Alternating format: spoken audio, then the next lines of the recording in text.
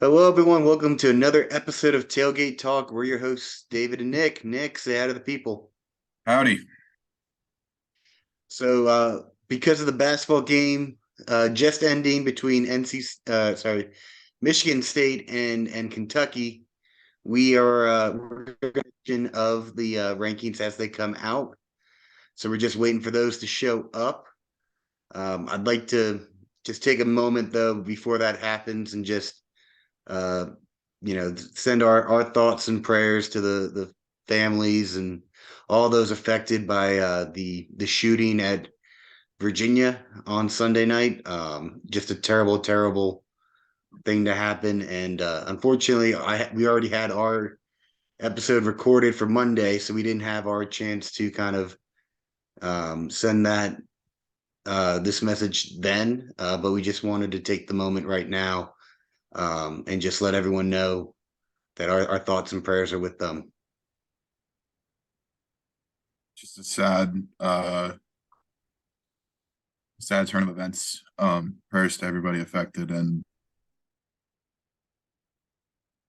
I saw something that said that Virginia is contemplating not finishing their season, just kind of ending it. And I think that would probably be, given the circumstances, obviously you want to do what the players want, but no one would blame them for saying, we need to just take this time to heal and be with each other. So whatever Virginia decides, I'll back them. But just a sad, somber moment. So For sure. Well, uh, I think they said that they're gonna make that decision within the next couple of days mm, after talking with the players. So nothing definitive quite yet. But we'll keep an eye on that. But like you said, Nick, kind of whatever happens for that program, this is something that's bigger than football.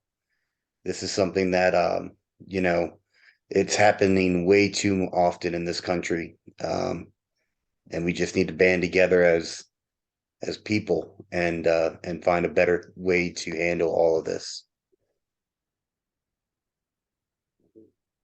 So with that, we've got just under 3 minutes left until we start looking at some rankings. So any initial thoughts, Nick, on what you expect to see tonight? I expect the top four to really remain unchanged. Uh, you don't really see them move too much when everybody wins. So I expect it to be Georgia, Ohio State, Michigan, TCU at the top. Tennessee, I expect to see at that five spot again. They won pretty handily. Don't really see them moving down after a big win like that. Six and seven's where it gets interesting. Obviously, LSU struggled on the road against Arkansas.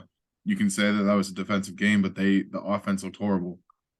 So it's going to be up to the committee to see whether or not they value USC over LSU. But when you look at the resume, I read an article today. USC doesn't have anything. They have a close loss to Utah. That's about it. So it I opens don't the think door for a USC team like has a Clemson ranked to. win yet. Hmm? I don't think USC has a ranked win from the playoff committee yet. So when you look at that resume, it kind of opens the door for Clemson to be like, hey, we have three current ranked wins, or not current, but three ranked wins at the time of the game. It's set up for UNC if they keep winning to be a top 10 matchup in Charlotte. Like Clemson has a better resume than USC. So I read an article, people, or I think it was from ESPN, I forget who said it, but they said Clemson should be in front of USC, not just they think. So it's, I mean, I think six and you've got USC has UCLA this week and then Notre Dame the following week. So they've got a chance to put a little bit of meat on that bone before Pac-12 championship game. So they could finish the season with three ranked wins, which would definitely help them. But as of right now, I think I agree with you, Nick. I feel like for me, it's hard to put them below Clemson as well. It's just it's very close. I think that it's gonna what we're going to find out tonight is what the playoff committee is thinking when it comes to the ACC, and kind of that race for the Final Four spot. Mhm. You've got some teams like I think LSU's kind of at their ceiling at this point. They I don't think they're going to get in with 2 losses, even if they do win the SEC championship. I just don't know how who you kind of leave out at that point. Um, Besides them, but it depends. I mean, if they blow out Georgia, then maybe. But I don't think you've that's got happening. Tennessee. I think Tennessee is absolutely at their ceiling. But I think a lot of people are still saying that they can probably sneak in as that second SEC team if Georgia handles LSU handedly. And then at So that point, it's just going to become what the final, like for that race for the spot, what the final resume challenge comes up to, where Tennessee's best win is Alabama, who has 2 losses, or would it be teams such as Clemson with that if they're going to be in discussion, they're going to have a conference championship on their resume with 1 loss. It's going to be interesting to see what they think, because in my opinion, even if take away the names of it, the team with the conference championship, if they both have 1 loss, should be in over the team without. So that's just my opinion. Like you said, it'll be interesting to see how they kind of rank the middle or rank those teams outside the top 4, and we're going to get a lot of kind of clarity on what the path is for all these teams this week. I also do believe wholeheartedly that the Pac-12 will continue to cannibalize themselves and prevent each other from getting in. So I have no doubt in my mind USC is going to lose to UCLA this week, because that's just the Pac-12. So, uh, it also wouldn't be a bad idea or a bad thing for Clemson if Notre Dame's the one to knock off USC, because then that just makes our loss look a little better. So it looks like they're talking about like the pre-ranking. notable spotlight results. Yeah, They're talking about TCU beating Texas 17-10. That game had no offense in the first half. Interesting for a Big 12 game. Max Duggan Washington had upsetting Oregon 37-34. So Oregon's 23 game home win streak snapped. Alabama clinching. Oh, here we go. So we've got Cincinnati at 25. NC State drops to 24. Oregon State comes into 23. Oklahoma State at 22. And Tulane at 21. So that's interesting. NC State still in the top 25 for the CFP. I think I kind of expected them to be right around that range. But that gives Clemson still a ranked win over NC State. well, NC State still has to play UNC. So if we want UNC to be in the top 10, they're gonna have to beat NC State. And I think by that point they drop them out. So, Most likely. I agree. but Um, it's interesting to see Tulane, tough Tulane. loss. Ooh, picked them well. That means UCF top 20, baby. It's interesting to see that Tulane only fell to 21. I had a feeling that they'd fall a little further, but they didn't give up. They fell behind big, but they came back.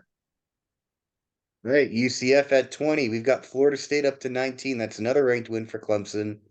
Notre Dame up to 18. Solid movement there for them. Washington, 8 spots, jumped up to 17. And then UCLA drops from 12 down to 16.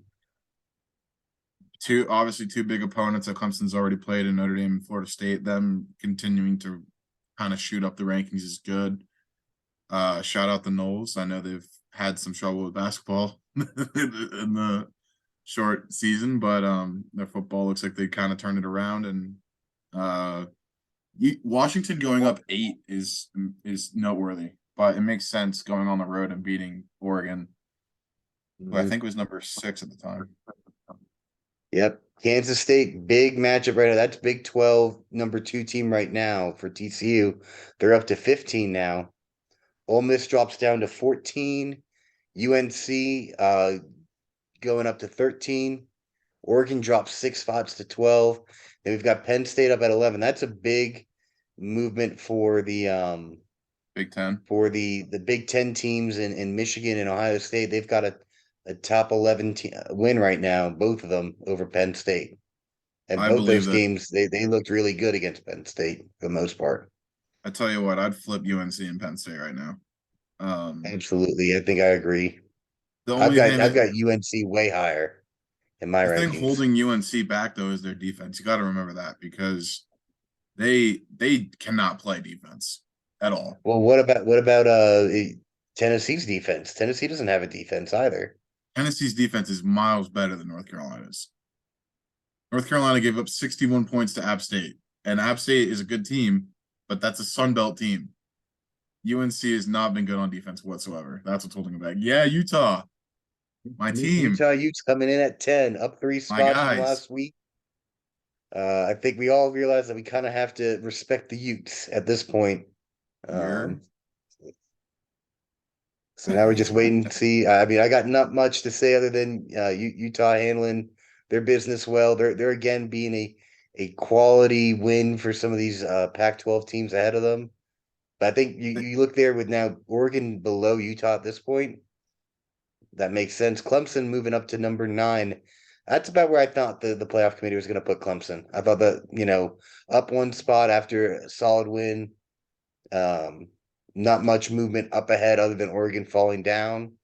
So that's about where I expected Clemson to be, Nick.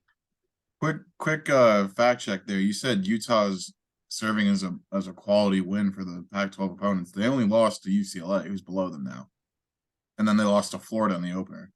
So USC lost to them. That's the There you thing. go. You USC got is me. being rewarded for losing close to Utah. That's why they're up. I personally would have flipped Clemson and Alabama here. Hmm. Just look at Well, the yeah, I think loss. part of it is just I think Clemson's going to probably leapfrog Alabama if they can beat UNC. But that's kind of the interesting thing that you think about the mindset of the playoff committee is that right now they're valuing a 2-loss Alabama higher than a 1-loss Clemson, Yeah, based off of Alabama having 2 close losses to Tennessee and LSU, um, and then Clemson having a really bad loss to Notre Dame. I kind of get it, but at the same time, if you look at what's left on the table. I don't think that Alabama can climb that much higher because they can't win the SEC. So Clemson's going to be able to have that chance to win a conference championship. I think the committee's shown that in the past, that that's a big deal for them is to uh, see who has a conference championship, who's got the most wins against teams that are 500 or better. mm-hmm. So it's just, I think it does give you that mindset that right now they're definitely looking at Clemson as behind the 8 ball again compared to these other teams. Otherwise, I think they probably would have Clemson ahead of Alabama. For me, it's just that yeah, you got to punish Clemson for losing the way they did, but they only have the one loss. Um, it's a little like you said, it should kind of balance itself out when if Clemson's able to beat UNC and Charlotte, they'd kind of climb over Alabama there. But it's just I don't know. I feel like if it wasn't Alabama, it'd be Clemson over that team. As Georgia comes in at number 1 in the country, I think nobody's Yep. surprised by that. Nope, not at all. Dogs look good. Then Ohio Ohio State State at 2. 2. So both expected, both teams looking dominant lately. Um, so no movement there. I think they're putting Michigan at 3. This will mean TCU So at now 4. you have TCU probably at 4. So I think it's still an interesting thought to talk about how they have Michigan at 3, Ohio State at 2. Depending on how that game goes, do they drop Michigan or Ohio State to 4 and keep 2 Big 10 teams in going into the conference championship? The problem, Still a lot the, of things to look at there. the TCU at problem with 4, so all agreements there for me that you've got all the undefeated teams in the top 4 spots right now. Um, the problem with keeping Ohio State, Michigan in the top 4 if they're close is that they really haven't played anyone out of conference. I mean, Ohio State has one over Notre Dame, so that's good. I agree that they should be ranked higher than Michigan, but Michigan's out of conference was Hawaii, Colorado State, and some team I don't even know. Like I can't remember off the top of my head. Like that's how irrelevant it was. So Tennessee coming in at 5, staying right there, pretty much expected. Again, this I should think that's be the ceiling for Tennessee. this But should be if things keep, if USC. yeah, I think probably what you've got USC or LSU. So you got USC and LSU left. I'm thinking probably USC here and then LSU at 7. But yeah, I think this is kind of setting up to if you've got TCU stubbing their toe, I think that puts Tennessee right there at 4 at this point. And I just then it comes down to a conversation between Tennessee, the Pac-12 champ, and the ACC champ, assuming that Georgia is undefeated and beats LSU. Oh, they put LSU LSU at at 6. 6. Did they go up on the So they one right valued now? that Arkansas win. Well, they had LSU ahead of USC the week before. That was Oregon's spot that they took. Yeah, and USC beating Um, Colorado doesn't really move the needle. yeah. So that's interesting top 25. We're gonna go ahead and pull up our our top rankings just to share them what we were thinking. So Nick, you want to go ahead and lead us off with your top 5? Yeah, I got Georgia at number 1. It honestly, like, I thought about putting Ohio State at 2 because I did forget that their big non-conference win was Notre Dame. Um, but I think this is what I had last week, and I didn't really want to switch it up because no one really lost. So Georgia, TCU, Ohio State, Michigan, and Tennessee. I just think that Georgia is going to run away with the SEC championship. I think Ohio State's going to beat Michigan, and I have a feeling it's going to come down. I really don't want it to, but I have a feeling it's going to be Georgia, TCU, Ohio State, Tennessee. So that's how I got the top 5 looking right now. Yep. I've got Georgia 1 looking like the most dominant team, especially when they played the top competition. Look how they got up against Oregon. Look how they got up against Tennessee. So I think Georgia's the clear number 1. Ohio State um, looked like a dominant team for most of their games, pretty much from start to finish. So I've got them at 2. Big win against Notre Dame as Notre Dame continues to move up in the rankings.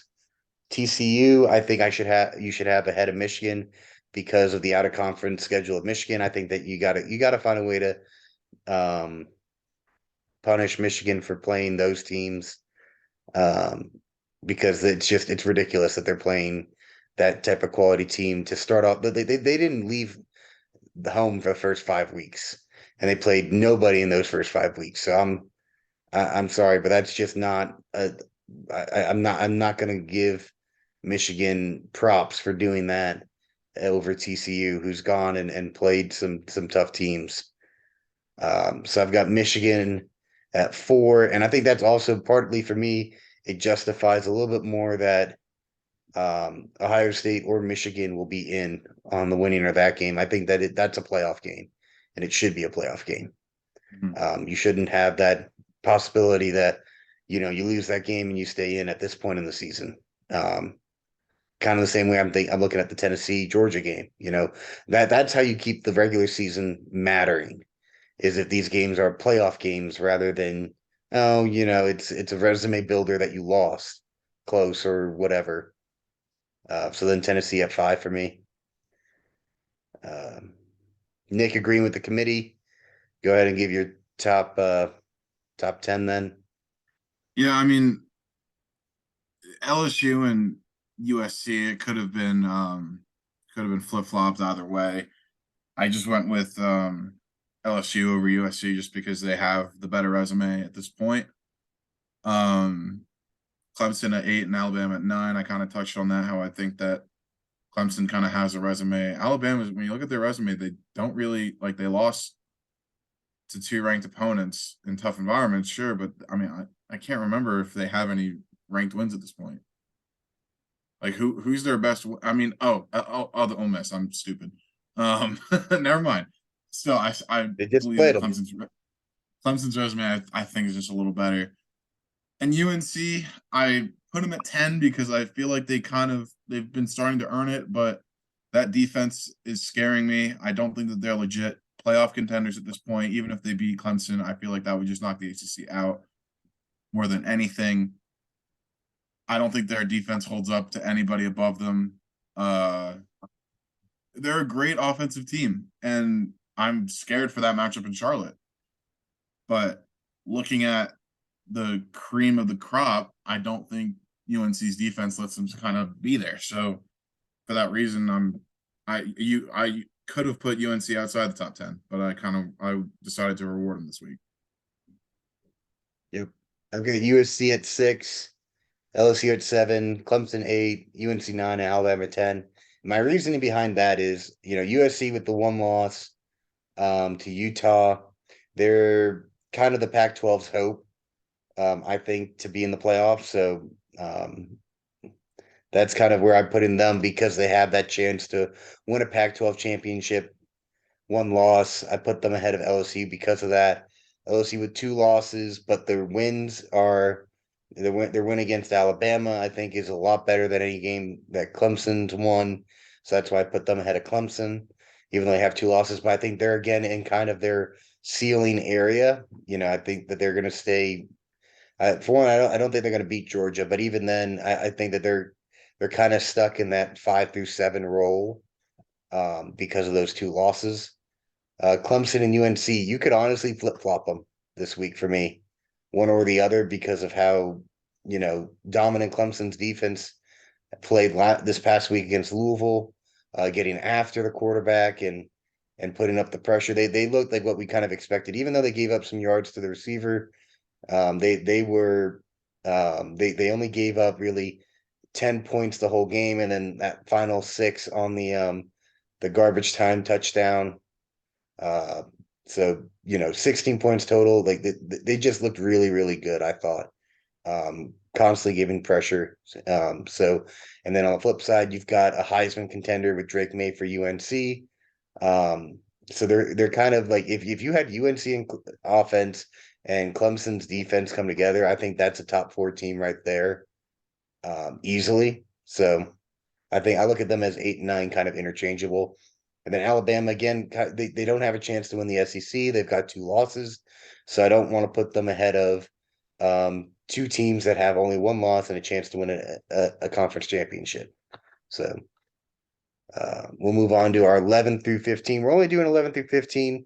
We were told we talk a little bit too much, and once we get past 15 teams, we kind of stop knowing what we're talking about. So we're going to keep it where we feel relatively good. So Nick, go ahead and talk about your last 5 teams. And here I got a trio of Pac-12 teams. Obviously, Utah, I've been high on them all year. Penn State, I don't know how they're still around. I think they're one of the most criminally overrated teams in the country. Oregon at 13, tough home loss. Really thought that I never thought that Washington would be the team to beat Oregon. I thought Oregon would lose in the Pac-12 championship, but they got it out of the way early. Ole Miss 14, they played well against Alabama. Honestly, could have won that game. And I rewarded Washington for going into a tough environment and snapping a home winning streak. So I got the Huskies at 15. Yep, Utah again. I got to stop beating up on the Utes. Uh, they're putting together a good season. So I'll put them at 11 there. Penn State is continuing to look good for Ohio State and Michigan. I still think that they're like at this point. I think is kind of your cutoff then on teams that have that there's a different tier from 11 down compared to the top 10 in my eyes. So from 11 down, I think that you don't really have a chance of making the playoff. Um, so it's kind of wishy-washy on where I want to put some of these teams, but I'll put Penn State at 12 just because they've been rebounding well since their last loss. Ole Miss, tough loss. Um, I really wish that they could have come away with that upset. That would have felt good as a Clemson fan to see Alabama lose, but they couldn't come up with it. I'm not going to punish them too much for going up against Alabama. So they dropped just a couple spots. Oregon, disappointing game right there. You're at home, you've got a big win streak going on, and Washington comes in and smacks you in the mouth, and it went back and forth, but in the end they didn't have the answer at the end. So how they how Dan Lanning didn't realize that he should stop for a second on one of those drives and put Bo Nix back in when Bo Nix was clamoring to get back in. I don't know, but yeah, Oregon's dropping a couple of spots for me. And then I've got UCLA at 15 after losing to Arizona. I could probably have dropped them a little bit more, but I think that 15, 16 is good for UCLA. And then, like, for me, the 16th team is probably Washington. So almost an interchangeable pick there You've been high on for me. UCLA for a lot of this year. I have been. I really like their quarterback, and I think I need to stop drinking the Kool-Aid of UCLA, but at least for this week. Like I said, the 15, 16, they were they were on the verge of being off. So let me have one more week with DTR, and then we'll be done with it. Whatever you say. Now here's the thing: if they beat USC this week, they're right back in it. Right back in it. They'll be at number 12 next week. Promise you that. Well, It's the same guys, way I that think that's all we we've got for today here in hold our on. ramblings, here in our live action. Oh, you want one more thing to say, Nick? Yeah, I think that we both just have a Pac-12 team that we're just, for whatever reason, we're just caught up on. Like, I have Utah, you have UCLA. Like, it's I think just probably neither of them probably is going to play for the Pac-12 championship. It's probably going to be what, Oregon and USC. So look at that.